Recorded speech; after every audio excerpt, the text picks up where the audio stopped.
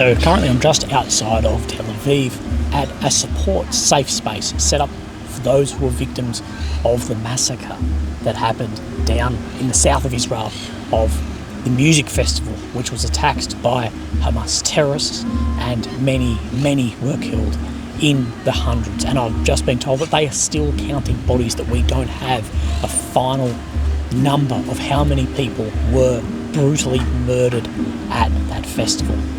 These young people's stories are unbelievable. You just wouldn't think that this could happen at a festival for peace, where you're dancing all night, there's music, like he said, that there's love, and then next thing there's rockets, which aren't that uncommon here. You need to remember that in Israel, many people are very used to the rockets. If you and I were in America, Australia, Britain, and we saw one rocket, well then yes, we would leave. But here, it's not that uncommon. The Iron Dome can intercept them. But what happened next is the following tens and tens to hundreds of rockets. That was what took people by shock, and then the ground soldiers, the ground terrorists coming in and committing unbelievable atrocities against primarily young people of this festival.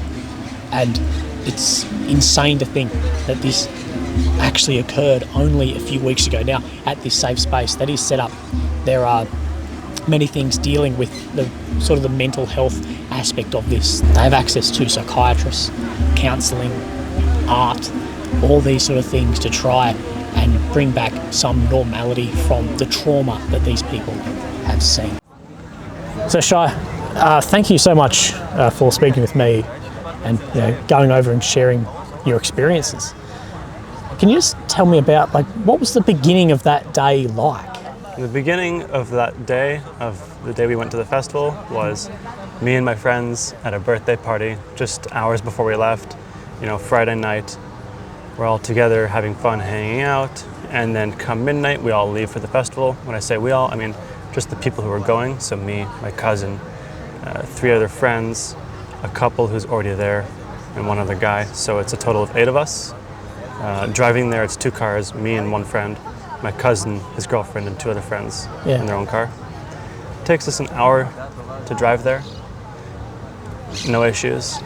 We get there, parking lot's full. It's not really a parking lot, it's just cars parked on dirt.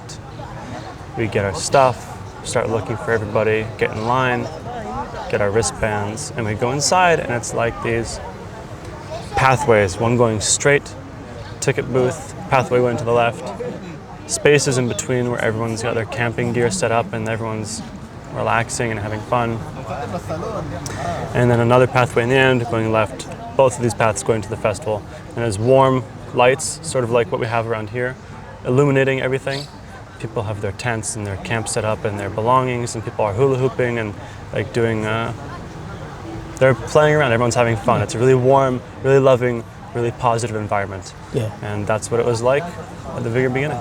And when did you first notice that things were going wrong? Because in a lot of the footage I've seen, there's some people notice something happening with some rockets, but then there's people dancing, and of course in a festival like this there's loud music, there's people performing, so you wouldn't be too surprised to see or hear things like this. And as well, I've been to many festivals, there's even people on drugs and things like this. When did you first start noticing things going wrong? So everything was going really, really good until 6 a.m. 6 a.m., between 6 a.m.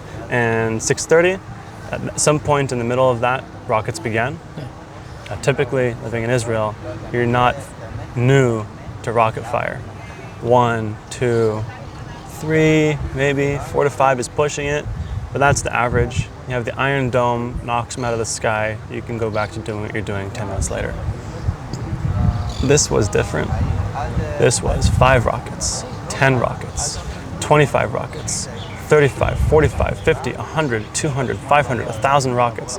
These rockets didn't stop. It was a constant whooshing sound in the sky. There was so many rockets, it was like clouds had been pushed to the side. You can't count that many rockets. And at that point, I knew something is wrong because they didn't stop. They were going the whole time. And I'm on the dance floor with my friend, looking for her on FaceTime, like, where are you? We find each other because people are starting to separate. Not everyone's leaving the dance area. People are still dancing because they think the rockets will stop and we can continue on as we were, because that's usually what happens. The rockets stop and you go about your day. Get my friend, put my arm around her. I'm like, we should go now. We're done. 1 rocket, 20 rockets, doesn't matter. Festival's over. We're going home. I want to leave. And I'm like, already I'm anxious. My hair is standing up. I'm just not comfortable with the whole situation.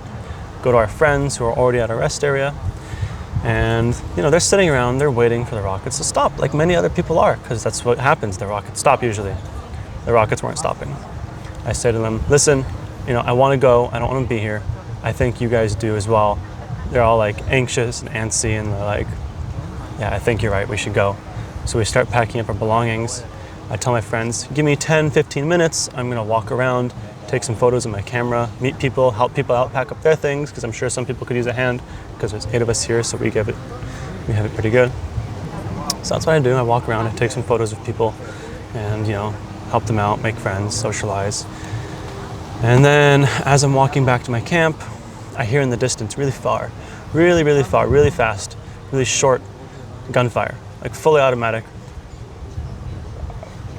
It's just like I've never heard a gunfire in my life. I'm from Canada, you know. I've never heard a machine gun. I've only ever heard shotguns and rifles. But this was, I could feel it inside me. This was a machine gun being shot, and it stopped. And I said to my friends this, I said to my cousin this, and there was so much commotion going on, still rockets. Nobody knew. I didn't really know. I wasn't sure because of everything going on. Did I hear this thing?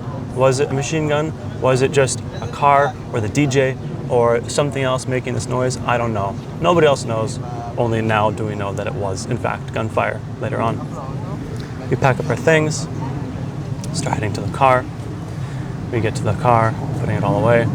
As we're closing the trunk, then at that point we hear gunfire erupt from within the festival.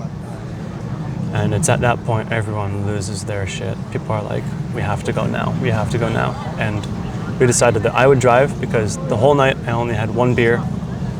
I'm not a big drinker. I don't like to dance after drinking a bunch of beers because it makes me feel heavy.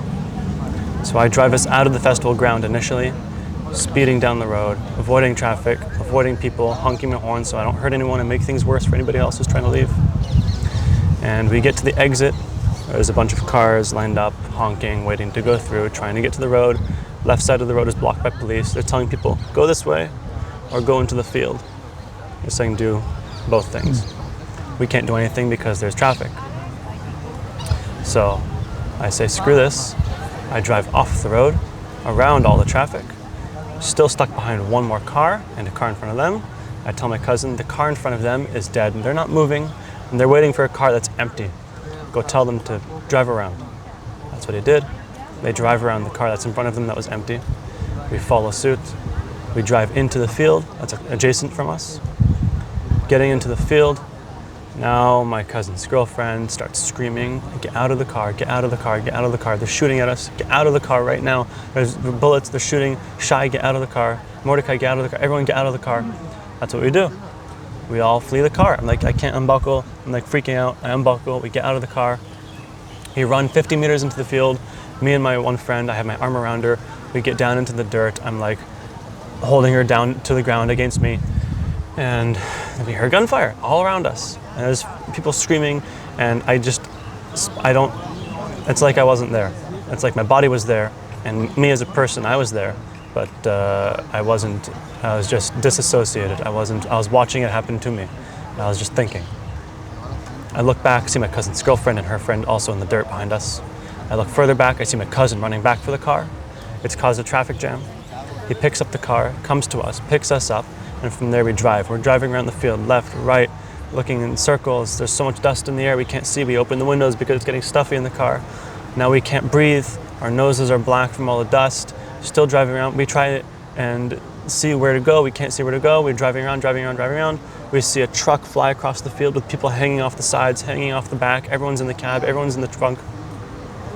We see a Jeep fly across the fields. We see people now leaving their cars and just running for the woods, running through the fields, standing on top of the cars, looking where to go, everything.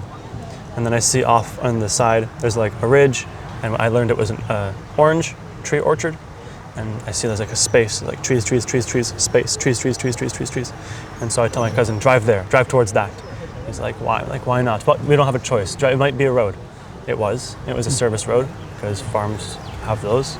So we drive towards the service road. Other people were already there. People followed us. We tried getting people who were on foot to get into our car, and they just ignored us, just as if we weren't even there. We drive east, follow the road, drive east. Under a bridge, we think we're gonna get shot. Through the orchard, we think we're gonna get shot. Every time we saw a car that was abandoned, we think we're gonna get shot because they're hiding behind it. Yeah. We're driving east, we see another road running parallel north-south. We take it north towards Tel Aviv, stop by police checkpoints. They tell us who we are, where we're going, are we Israeli? You know, we tell them we escaped a massacre. And we keep going, and we see more cars. We see one car on our side of the road, facing the wrong direction, full of bullets, broken windows, a person in the driver's seat with a hole in his face. I see it very clearly.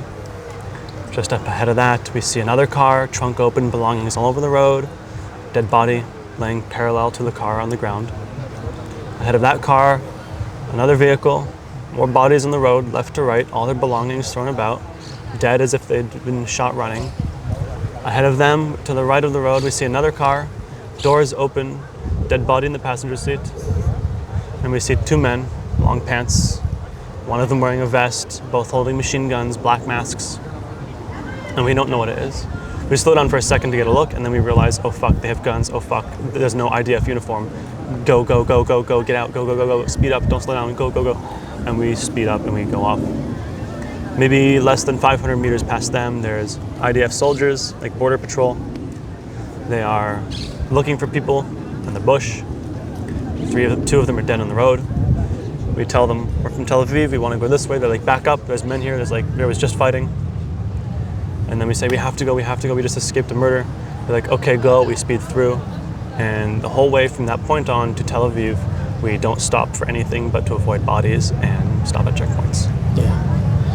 And during that massacre, you were telling me you've had friends caught in some horrific acts that you've heard about, with rape and murder, grenades thrown in bunkers. Can you, if you don't mind, can you tell us a bit about that? Just the savagery of this? There was people who were there who ran away, and they ran into some of the bunkers that are like above ground, open door, and there was 30, 40 people in some of these bunkers, and the terrorists, they threw grenades into them. And it was just absolute chaos, just a massacre. Yeah. And some people were shot, not killed, robbed, shot, made to watch their friends get executed. Just no mercy to anybody. Everybody they wanted to kill everybody. Yeah. And how does that make you feel now? Like does it feel unbelievable that actually happened 12, 13 days ago? I couldn't imagine this sort of situation ever happening. If you said, Shai, write a movie about the worst terrorist attack you can imagine, I couldn't. I couldn't imagine this. And I can't even imagine what sort of response there should be towards this, because an equivalent response would be something so disgustingly heinous that it would be, everyone in the world would they would just hate you. Yeah. That sort of response would never become a thing. It wouldn't happen. That's the only way an equivalent response would happen, is if we did something equally as terrible, which is not what's going to happen. Yeah. And how are you now, after that event and after what's happened? How are you going, and can you sort of explain where we are and what this is? So we're at a place now, it's sort of like a safe zone for people who survived the festival. And everyone's just here to relax and try and distract themselves from what was.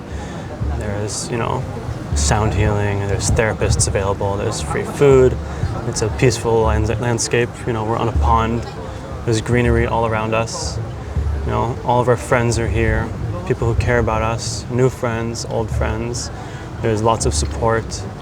It's a positive environment, and that's what everyone wants. Everyone's trying to stay positive, and that's what we need to do. Yeah.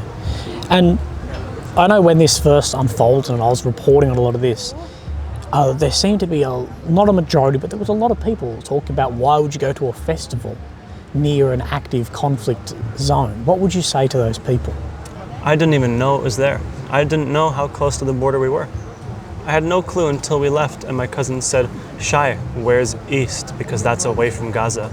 I said to him, we're near Gaza? I had no idea. Israel is a small country, but, you know, you don't always know where everything is. I'm sure if you're from Australia or New Zealand, if you were standing out in the bush or in the desert and someone said, hey, where's Sydney? You wouldn't be able to point in the direction of Sydney. Same thing. I'm sure a few people knew it was there and knew how close it was, but I wouldn't be surprised if a majority didn't. Yeah. Because it's a desert area. You don't think about anything being there. Yeah. You don't think about what's next to me. You know, we go to a festival to have fun, make friends, and just relax and enjoy ourselves. You don't go there to think about where's Gaza. Yeah. And I'm guessing, you've seen a lot of the social media response to this as well as the mainstream news. What do you think that they're getting wrong and the misconceptions they're having about this conflict and this event that you were sadly part of? People think it's just Israel versus Palestine, when in fact it's Hamas versus everybody, because the Palestinians are victims of them just as much as we are, if not more, because they can't run away. They're stuck with them as their neighbors. There are many Palestinians who hate Hamas, who don't agree with them, who want to leave and don't want to be anywhere near them, but they can't. They don't have that ability, because the moment they say something or think something or even allude to disagreeing with them, their lives and their friends' lives and their families' lives are at risk. And what can they do? They can't protest like they do in Canada. They can't protest like they do in the UK. They can't, hold rallies. Voting doesn't really do much for them because Hamas is in charge. So I think everybody is going to come out of this worse, and everyone's going to be a victim when it's over. And how are you doing, if you don't mind me asking, I guess personally? Like I've seen, in my business, I see people with things like post-traumatic stress and nightmares and things. If you don't mind me asking, how are you doing and your friends as a whole doing after a horrific event like this? We're not doing great. Every time a bus goes by, I think it's rockets. When a plane flies overhead, I think it's rockets. When the washing machine is going, I think it's rockets. When a motorcycle drives by, I think I'm being shot at. When I hear shouting across the street or down below in the street below, I think it's screaming from people being murdered. I hear a loud bang, I'm looking for something. Every time I hear these things, I'm ready to run, I'm ready to go. I start sweating, I get anxious, my hair stands up. I was sitting with friends yesterday to hang out, maybe 10, 12 of us, and I had to leave the room because it was so loud. I just kept hearing screaming from the festival. It reminded me of it too much. I had to get away. Yeah. So it's hard. And some of us are doing worse than others, some of us doing better. The big thing is the survivor's guilt, I was able to help myself and I was able to help my friends and we helped each other. But I can't help the guy who was in the hammock next to us. I can't help the people I met and photographed during the festival. One of them is now dead. I wish I could have helped them. I wish I could have spoken to them more. I can't. Some of us are the last people to see and interact with these other people who passed away at the very last time they'll ever be happy. And that's something that's going to stick with us forever. Yeah.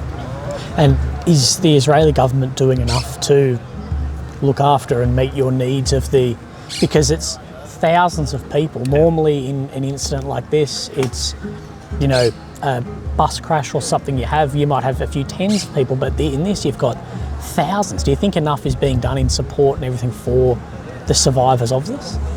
From everybody I talk to, yes.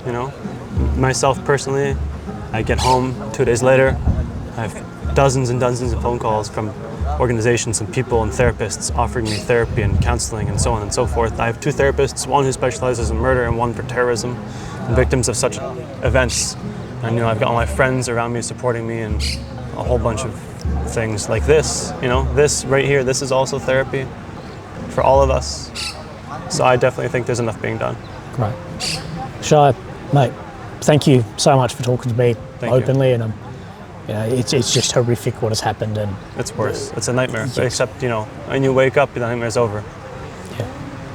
Yeah. When we saw it unfold in the afternoon in Australia, we thought, and me looking on my phone thought it was fake, and you being there, it's just unbelievable. And you're incredibly brave, even talking It and was opening up to us absolutely as well. insane. It was insane. It all happened within an hour. Dancing and having fun, and then an hour later, running for your lives, people screaming as they're being murdered. It's horrible. Yeah. Thank you, mate. I really appreciate it. Thank you Cheers. for listening. Anytime.